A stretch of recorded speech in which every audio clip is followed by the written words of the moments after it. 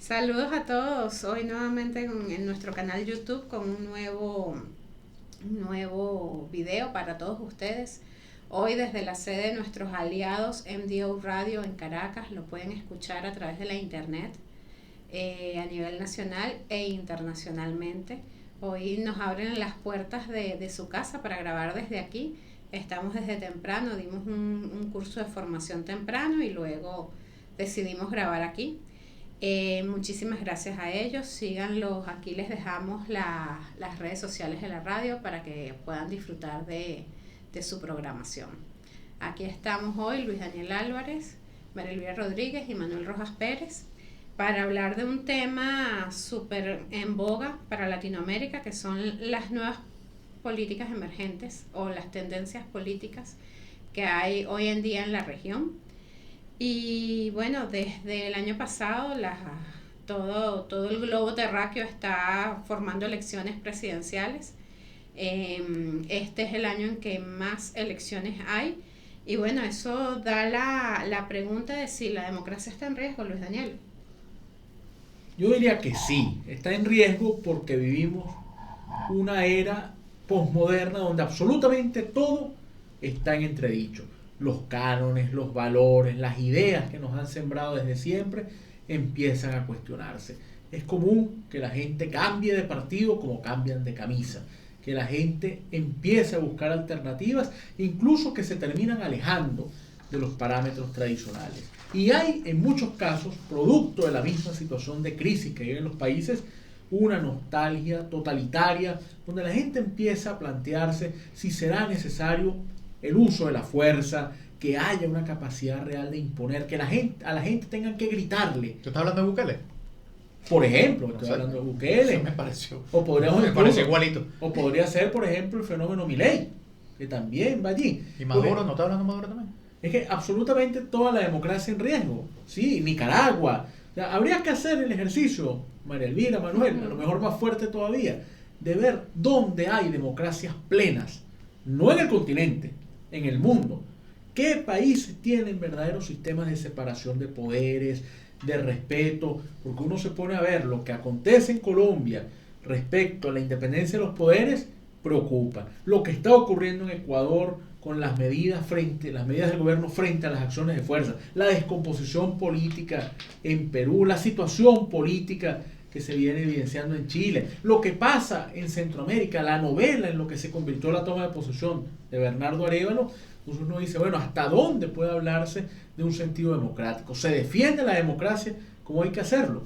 Pareciera que no. Yo creo que sí está en riesgo la democracia e incluso en algunos lados ya dejó de ser un riesgo para ser una realidad. Trump dice que no. Trump dice que la democracia está mejor que nunca, sobre todo contra él. Bueno, pero él es uno de los emblemas de por qué la democracia está en riesgo.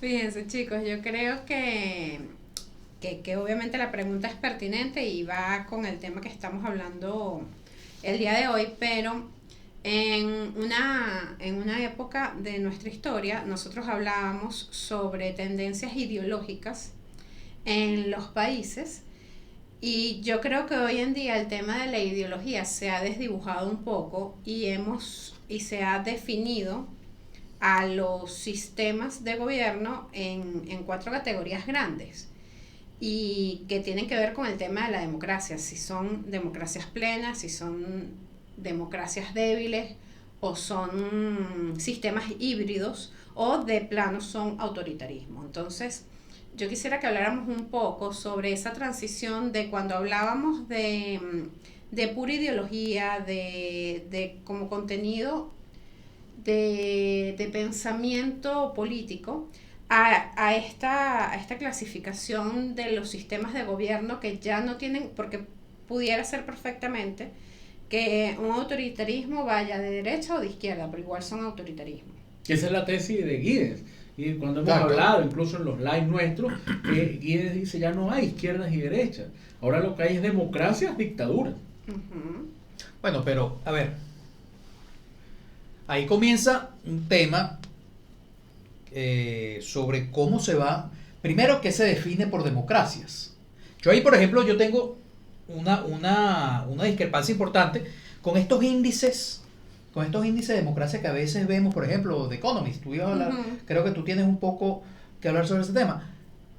Ahí pusieron a Chile, la bajaron de una democracia plena a una democracia imperfecta. Imperfecta. Solamente por el hecho de que el presidente Boric es una persona que atiende una ideología de izquierda. Cuando tú ves el análisis que hace The Economist, bueno, pero es que no necesariamente es así. Yo creo que hay gobiernos y hay gobernantes de derecha que no son los más demócratas del mundo. Lo nombro por segunda vez, que no lo voy a nombrar mucho más para que no se nos aparezca por aquí. Donald Trump. Oye, te puedo nombrar al primer ministro de Hungría. Correcto. Orbán, el mismo Putin, chicos. Putin no es de izquierda, Putin es de derecha, y estamos viendo lo que está pasando en Rusia. Entonces, ahí hay que poder deslastrar dónde verdaderamente está el concepto de dictadura versus de democracia versus dictadura versus democracia, porque a veces tendemos a hacer la similitud con su posición política. Entonces hay que tener mucho cuidado con eso. Izquierdas que pueden ser muy democráticas, derechas que pueden ser muy dictatoriales y viceversa. Izquierdas que son profundamente antidemocráticas. Y en el continente las hemos tenido todas. No, en América Latina hemos tenido todas las barajitas, sin excepción. Pero en todo caso, además está el tema de cómo eso se va moviendo, ¿no? Claro, hay olas de tipos de regímenes que van imperando en la región. Por ejemplo, en 1989 en Europa, tanto en Bulgaria, Polonia, Hungría y Alemania, hubo unas revoluciones que fueron marcando el fin de una ola y el inicio de la otra. Aquí en Latinoamérica hubo una ola con el Foro de Sao Paulo y toda esta ola sí, correcto, o sea, una democratización y otra que va más bien hacia el sector autoritario. Exactamente. Y todavía en Latinoamérica estamos en esa ola creciente de los regímenes autoritarios. Bueno, ahí, eso que dice María Elvira, en América Latina lo vemos de manera muy evidente, ¿no? Por ejemplo, año 98, año 99, año 2000. Hugo Chávez llega al poder en Venezuela. Y a partir de ahí comienza una ola de lo que se llamó el nuevo socialismo del siglo XXI.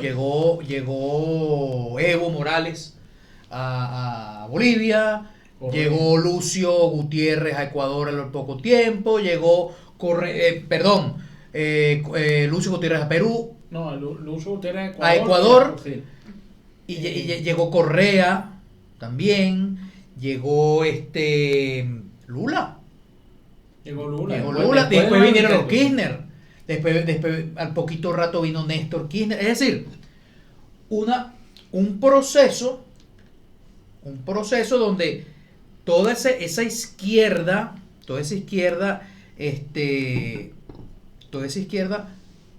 que no estaba muy apegada a sistemas democráticos, pero que asumió el continente. Después se viene un segundo momento, gana Uribe Vélez en Colombia, gana, y luego viene Iván Duque, gana Lenín Moreno, que viene del ala del correísmo, después se le abre y se impone en un bloque más bien que viene como a atacar ese socialismo del siglo XXI. Viene Guillermo Lasso, viene Macri en Argentina, ¿ok? Piñera. Viene Sebastián Piñera en Chile, correcto. Y ahorita vemos como llega Milei en Argentina, llega Noboa en Ecuador, llega Bukele en El Salvador, todos de alguna manera relacionados también ideológicamente con Bolsonaro. Es decir, en América, como tú dices, hemos tenido todas esas barajitas y lo que emerge en la política viene en bloque. Es decir, en la política latinoamericana, creo en el mundo entero, siguiendo un poco la teoría de Huntington, pero en el mundo entero tú más o menos puedes ir definiendo. En este momento, a mi modo de ver, pareciera que lo que va a emerger, lo que tiende es más hacia lo que está vendiendo Milei, lo que está vendiendo Noboa, lo que está vendiendo Bukele, pareciera que las políticas en América Latina van un poco más hacia ese sentido, hacia allá está empujando en este momento La región. la región. Pero no responde eso, pareciera, a causas ideológicas, sino responde a ejercicios de gobierno. O sea, la respuesta Así al es. gobierno desgastante del Partido de los Trabajadores, con Lula 2 veces, y después con Dilma una vez, y Trajo reelecta, Bolsonaro. que no puede terminar, trajo Bolsonaro. Pero el ejercicio de Bolsonaro trajo otra vez a Lula en una gran coalición para que pudiera ser derrotado Bolsonaro. Un Lula que venía además, Luis Daniel, un proceso judicial por tema de corrupción, estuvo preso, todo lo demás, y la gente no le importó. Entonces lo que tú dices, Y que con Bolsonaro Brasil logró un crecimiento económico importante que no se puede dejar sí, de... pero está el desgaste El del que habla, el desgaste de su Político, gobierno. sí. Entonces, Ujú. el tema ideológico, sí, Giddens, nuevamente, el tema ideológico de alguna manera ha dejado de ser relevante, ha dejado de ser importante para las comunidades. Que yo soy de derecha, yo soy de izquierda, yo soy tal. Pareciera que No es tiene que ver relevante más. para el electorado. El electorado lo que quiere es que le resuelvan su vida, sus problemas. Bukele resolvió de alguna manera el tema de inseguridad y el tema económico y ganó con, ¿qué? 90 y... Bueno, es lo que dice él, 90 y pico por ciento. Ahora, el detalle adicional de esto es que uno nota entonces, podría, sin jugar al adivino con la bola de cristal, que pareciera que para Colombia y para Chile viene este juego pendular de algo totalmente opuesto a lo que se vive. El caso, por ejemplo, el desgaste del gobierno de Gustavo Petro, el manejo de Petro hacia las instituciones, la actitud de Petro hacia la opinión pública va a llevar probablemente a que surja una figura muy distinta en un escenario muy parecido al de Milei y Massa. Massa era la representación del desgaste, Milei es la novedad en la otra esquina o en el otro espectro. En Chile igual. En Chile algunos dicen que podría llegar el momento de un Kast, porque Kast es la oposición concreta a Boric. Pero es que esto, fíjense, tampoco es del todo nuevo. El caso de John McCain. John McCain en los Estados Unidos era un hombre de primer nivel, un luchador que incluso había estructurado una épica, hombre que estuvo preso en Vietnam, que logró salir adelante, un senador además con el que se podía conversar. Pero McCain tuvo un gran problema. Le tocó representar la continuidad del gobierno de Bush. Exacto. Y entonces, además se enfrenta a Obama, que es un hombre que también tiene una estructura comunicacional muy hábil, y termina entonces McCain enfrentándose a un titán de la comunicación política y termina perdiendo. Pero ahí la gente, podríamos decir, claro, votan por Obama porque Obama convence, pero votan por Obama porque la gente está cansada de los 8 años del gobierno de Bush. Así es. Entonces, volviendo al tema de cuáles serían en todo caso las políticas emergentes en América Latina, que es un poco el título de nuestro video de hoy, la verdad es que va a depender mucho de esas olas de democratización o no. Va a depender mucho de eso. Y en este momento, todo a mi modo de ver hace pensar que vamos hacia un proceso en América Latina que se parece más a lo que está de alguna manera liderando, por ser el primero, Javier Milei.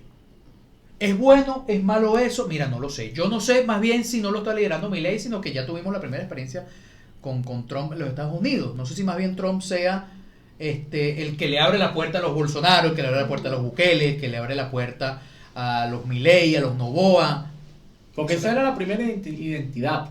Claro. O sea, ¿quién era Bolsonaro? El Trump brasileño. El Trump de Brasil. Así se definía. Después ahora la moda es Bukele, dependiendo qué pase con Trump. Correcto, pero en su momento Bukele incluso cuando llega al gobierno se buscó como definir cercano al modelo Trump, no a la persona, pero sí al modelo. ¿Ok? Algunos como Bolsonaro incluso a la persona. Esa actitud de tratar a los medios. Es correcto, pero entonces nos pone en América Latina en una situación, América en general, en una situación de que estamos en un proceso donde no importan tanto las instituciones políticas, no importan tanto las instituciones democráticas, sino que el populismo pareciera ser el gran ganador de esta contienda. Esto por supuesto es preocupante. Ahora, se habla mucho que hay peculiaridades en el continente. Siempre se ha hablado, por ejemplo, que Costa Rica, aunque tiene una crisis, es un oasis de estabilidad, pero se ha hablado mucho también del caso Uruguay. ¿Por qué el caso Uruguay es diferente? Mira, Uruguay tiene muchas aristas, es decir, ahí fue para mí la tormenta perfecta para que saliera todo bien, en general. No significa con esto que el pueblo uruguayo no haya tenido sus luchas o no haya tenido o no tenga sus reclamos, simplemente ellos han entendido la democracia de una manera muy diferente al resto de Latinoamérica, y ellos se vanaglorian en el buen sentido de la palabra de decir que pueden ejercer la democracia directa más plena que hay en Latinoamérica. ¿A qué llaman ellos democracia directa? A que ellos, a través del mecanismo de los plebiscitos, pueden apoyar o no una ley, o derogar o no una ley. Y ese plebiscito no tiene la potestad del presidente de la República de activarlo, solo lo pueden activar los ciudadanos, a través de las organizaciones, también entre ellas las organizaciones políticas, pero no es desde el Ejecutivo que se activa un plebiscito, es el ciudadano el que activa en favor de una ley para que sea a lo mejor un poco más agresiva eso, o para derogar una ley o derogar una corriente de decisiones que haya dentro del país. Está bien interesante eso. Bueno, pero en todo caso Uruguay, de alguna manera, es distinto a todo lo demás que vemos en América Latina. O sea, en América Latina tenemos las vicisitudes que se ven en Venezuela, Colombia, tú no sabes para dónde va Brasil, y en Ecuador se prende el show que se prendió hace unos meses, y tenemos toda la situación de los países de Centroamérica, y en Argentina tienes la situación Milei. Un país como Haití que no tiene presidente. Haití no tiene presidente, y tú ves la estabilidad que da Uruguay, y es una cosa pasmosa, una cosa que da, da todas las ganas de que ojalá todos nuestros países fuesen así. Bueno, pero es que si tú ves la historia de Uruguay y te remontas a la época de la colonia, tú ves que Uruguay tampoco sigue ni el patrón de Argentina ni el patrón de Brasil. O sea, ellos mismos desde el inicio han sido ellos en sus revueltas internas, porque a la final en Latinoamérica tenemos como un mismo nacimiento a través de la independencia por Bolívar de 5 países. Y uno pudiera hacer el paralelismo y decir, bueno, a lo mejor con Argentina hubiese podido pasar Uruguay, que fueran como unos hermanos de nacimiento, y resulta que no. La historia de Argentina tiene su historia y tiene su trama, y la de Uruguay tiene su rumbo y tiene su trama también, que tampoco se parece a la de Brasil. Entonces, ¿desde qué había en esa tierra? Sí, yo no sé si no sé. Que como que tenía el agua que no tenía la de nosotros, o el agua de nosotros tiene que no tiene la de Uruguay, o la de sus países hermanos, o sea, de la región. Hay una imagen que dice mucho, que es cuando gana las elecciones Luis Alberto Lacalle Pou, Luis Alberto Lacalle hijo, empieza el presidente Vázquez, que era ideológicamente opuesto. Así es. Allá hay grupos, son fuertes, el Partido Nacional, el Partido Colorado y el Frente Amplio. Cada uno con tendencias, por cierto, eso podría dar en su momento para un video. Ahora, uno veía que Tabaré Vázquez empezó a involucrar a Luis Alberto Lacalle Pou en las giras, y lo llevaba a las giras, lo llevó a un viaje, lo tenía al lado, lo iba involucrando, porque uno nota que hay una política de Estado. Ahora, esa idea de política de Estado, compararla por ejemplo con un país que pudo competirle a Uruguay en esa tranquilidad que era Chile, y de repente la burbuja chilena colapsa y Chile entra en una dinámica a lo mejor mucho más acelerada que el resto, porque es como esa represa que usted tiene el agua contenida, abre las compuertas y esa agua sale con mucha presión. Y Chile estaba prácticamente detenido ese proceso interno y se genera esto. Sin embargo, uno puede decir, hay esperanza. Hay una imagen muy interesante que es: a la muerte del presidente Piñera se le rinden los honores de Estado. Y la última guardia la hacen el presidente Boric con su banda presidencial, la expresidenta Bachelet, el expresidente Frey y el presidente del Congreso. No sale Lagos, pero Lagos está enfermo.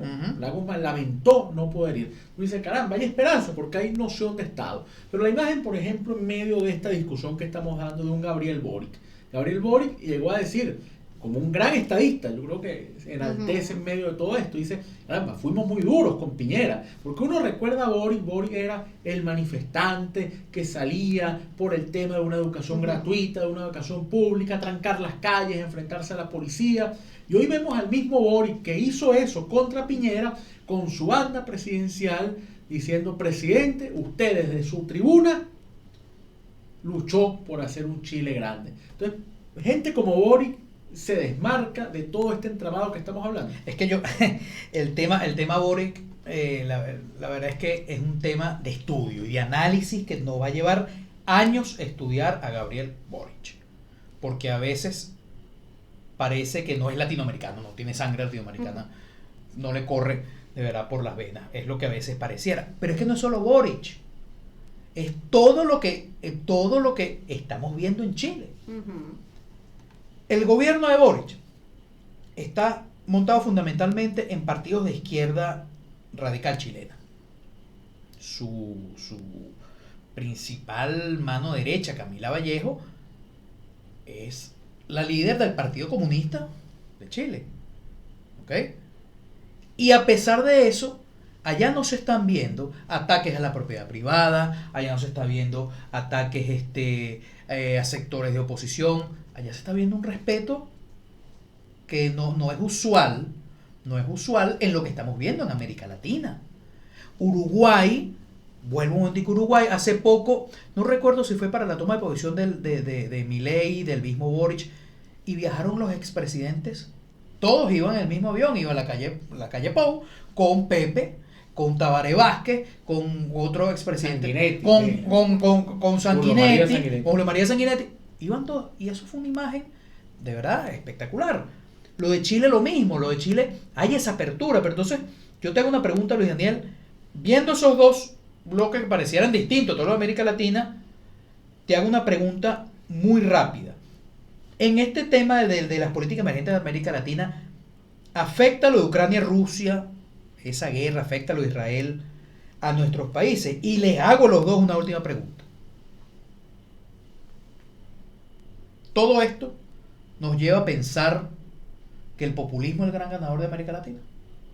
Bueno, podemos ir desde lo lejano y aterrizamos con esa, quedaría para un video de 10 horas que tendremos aquí en el canal, porque el tema lo amerita rápido.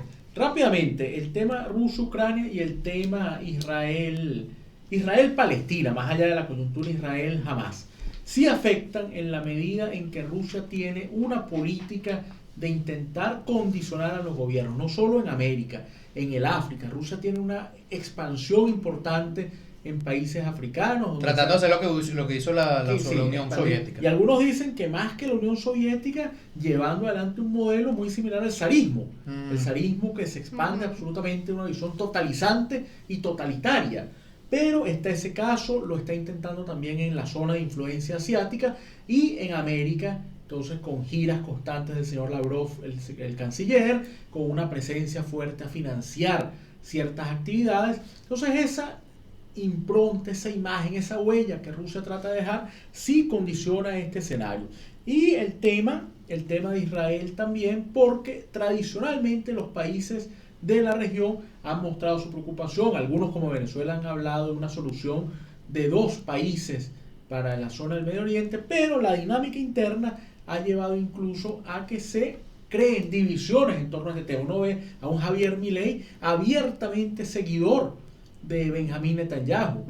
Uno ve, por el contrario, una figura como Lula que tilda a Netanyahu de ser un criminal de guerra. Él lo ha manifestado en esa medida. Pugnas y polémicas que en realidad puede sonar fuerte, pero hay que decirlo, no corresponden al ámbito latinoamericano, que tenemos muchísimos problemas para estar prestando atención tan dura a lo que hay allá. Pero el tema, por ejemplo, la capital de Israel. Entonces, la polémica, ¿cuál es la capital de Israel? Entonces, en su momento, el gobierno de Jimmy Morales trasladó la embajada de Guatemala de Tel Aviv a Jerusalén. Javier Milei ha dicho que va a trasladar la embajada a Jerusalén. Otros países dicen que no porque hay un dictamen de las Naciones Unidas. Donald Trump Lo intentó. intentó también, yo creo que lo concretó. También creo. El intento, o al menos el esfuerzo por colocar la embajada de Estados Unidos en Jerusalén, en unas polémicas que terminan dividiendo a la región. Qué bueno sería que una América Latina democrática, fuerte, pujante, organizada, pudiese tener una posición de bloque, como mal que bien la tiene la Unión Europea respecto a estos temas. Yo creo realmente que más injerencia tiene Rusia en Latinoamérica por su carácter geopolítico en posición a Estados Unidos que lo que puede tener el tema de Israel, que no significa que no sea un caso relevante e importante para conversar de eso, pero yo siento que hay mucha más injerencia Rusia en países latinoamericanos buscando una convulsión y una pelea con Estados Unidos que la injerencia que pueda tener Israel en la región. Ahora, sí hay populismo. Trump incluso exacerba todas esas condiciones, por eso juega a hacer América grande otra vez, por eso habla del muro hacia los mexicanos, que mexicanos somos todos los que están desde el río Grande hasta abajo, todo el mundo es mexicano, y esa posición. Ahora, hay una frase que uno tiene que decir, que no comparte por supuesto ideológicamente ni políticamente el autor de la frase, pero es una frase muy interesante que dijo Mao Zedong en su momento. Dijo: Estados Unidos no es más, él dijo, el imperialismo norteamericano no es más que un tigre de papel. Y Estados Unidos es un tigre de papel, es un país debilitado, es un país cansado, es un país que no gana votaciones a nivel multilateral, que se escuda todavía en el llamado derecho de veto del Consejo de Seguridad. Y eso es lo que personajes como Trump tratan de llevar, porque es un país en crisis. Las imágenes de la toma del Congreso, la gente que atacó la oficina de Nancy Pelosi, el tema del empleo, el tema de ese reconcomio con la migración, hace que un discurso como el de Trump, un país que está hecho de migrantes, y un país además hecho de migrantes, un discurso como el de Trump, termine peligrosamente calando al punto de que fue presidente de los Estados Unidos. Pues nos debemos otro video, ya con el tema del populismo, pues estamos, ya el tiempo ha sido bastante, de un video creo que muy aleccionador. Nos debemos otro video que de dónde nace nuestro populismo latinoamericano. Yo creo que nació en el 99 aquí en Venezuela, pero es un tema a debatir. Si viene de otros lados, hacia dónde nos va a llevar todo este tema.